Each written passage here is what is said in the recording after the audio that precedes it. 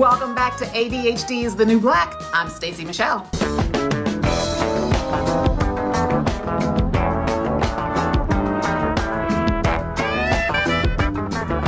Congratulations, you got ADHD. You got ADHD. You got ADHD. You got ADHD. We've all got ADHD. Yeah! You got the diagnosis, and now you might be sorting through how you're feeling about that diagnosis. Yes! Yes! Or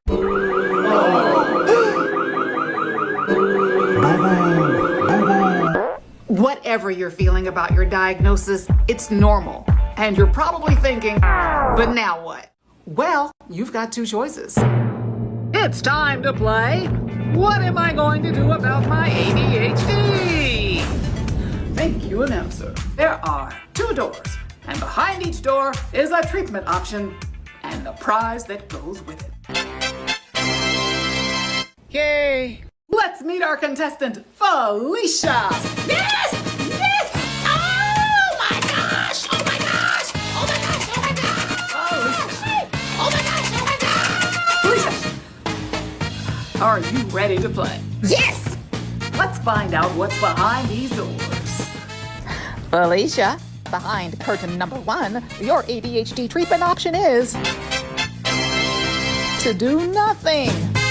And Felicia, behind curtain number 2, your second ADHD option is to do something. Door number 1's do nothing option comes with the prize that keeps on giving more of the same shit. More careless mistakes at work, more terrible listening skills. More chatting with people until their eyes roll in the back of their heads, but you don't notice because you miss social cues. More losing your keys, cell phone, and wallet. Often. More forgetting everything. More interrupting people. More poor organizational skills. More never finishing anything you start. More running late for everything all the time. More anxiety because you run late all the time. And here's the best one. More depression because you're getting more of the same. And as a black woman, most likely more judgment than a non-black woman. I think I'm gonna go with door number 2. And the prize behind this door is a chance to kick the stigma of ADHD in the ass with a new, better, stronger, more authentic you. When I finally decided to treat my ADHD symptoms, that started me on my journey towards being more productive, being more intentional, and finally realizing that reaching my potential is doable. You can do it. Reaching your full potential isn't just for people like Oprah. You got ADHD. Even before I learned that my ADHD is responsible for many of my quirks. 3, 2. Even before I learned that my ADHD is mostly 3, 2. Even before I learned my ADHD is responsible for many of my quirks and for my learning style of needing to see it to do it.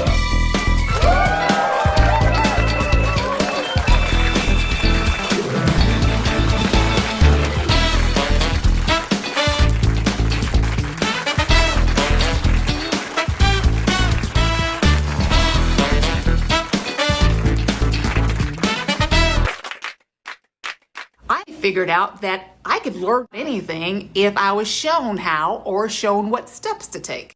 Now, sometimes that quality shows up as being overly chatty in conversations because I ask a lot of questions. If there's something that you do and I'm interested, I probably already asked you, well, how did you do that? How did you get there? What did you do before that?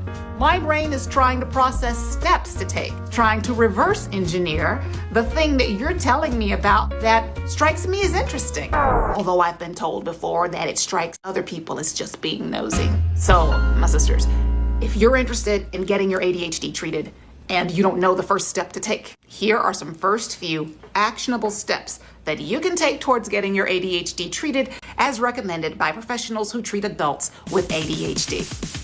Step number 1, you don't even have to leave the house for this one. Understand that there will be no quick fixes. I learned this the hard way. When I was first diagnosed at age 24, back when I just didn't think about it and kind of forgot about my ADHD, but it didn't forget about me. I was prescribed back then a very well-known stimulant medication that little white kids were taking. There's a pill for this? I'll be fixed. It does not work that way. It does not work that way. I was underinformed about ADHD. When that pill didn't work for me, I just assumed, I must not have it. It does not work that way. I've learned that medication, if it's right for you, is only part of the treatment equation. Experts agree that the most successful ADHD treatment plan is a combination of medication and therapy. Breaking news! Although scientists agree that medication is the best and first line of defense to treat ADHD symptoms, it's not for everyone. But only you and your doctor can determine that. So when it's time to talk to a medical professional about your ADHD symptoms, don't hold back. Give your doctor the 411 on everything they'll need to know about your physical health so that they can make the proper judgment about whether you can tolerate medication or not. Together, you and your medical doctor will be able to come up with a treatment that's tailored just for you. For me, my drugs work really well. So if you and your doctor decide that medication is appropriate for you, don't be disappointed if it takes a few rounds to find one that works for you. It's like finding the right eyeglasses prescription. It might take a few tries, but eventually you're going to find a lens that works for you. Step number 2, seek out a therapist who is trained in treating adult ADHD. And if your budget allows, seek out an ADHD coach. A therapist is a very important part of your treatment plan. They can help you sort out your emotions surrounding your past and your present with your ADHD. They can just help you put everything into context. Hey, real talk. I know some of you might be struggling financially or at the very least challenged financially right now. So am I. Maybe you don't have health insurance right now. Maybe the idea of seeking out a therapist is some pie in the sky, I'll do that someday, maybe idea. Listen, your mental health is important. Our mental health is important as Black women. We tend to put everybody else's needs ahead of ours. This is important. Don't put your ADHD treatment on a long to-do list that you may not ever get around to. If you are challenged with healthcare right now, don't let your pride get in the way. Your local government, your county, your city, whatever is there to assist you, take advantage of it. It's there for you. A coach will help you figure out where your strengths, your superpowers, lie. They can also help you learn new habits, new routines, new systems to help you get out of the door on time in the morning. Step number 3, find a cheerleader. That's someone who's rooting for you.